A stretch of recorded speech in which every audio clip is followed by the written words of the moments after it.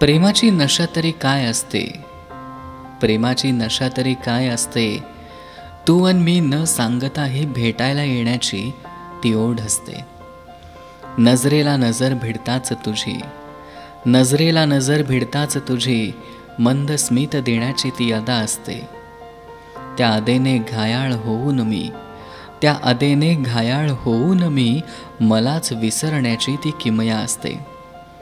मग नजरेला नजर बोलते, मग नजरेला नजर बोलते, शब्द नकळत मुके होतात.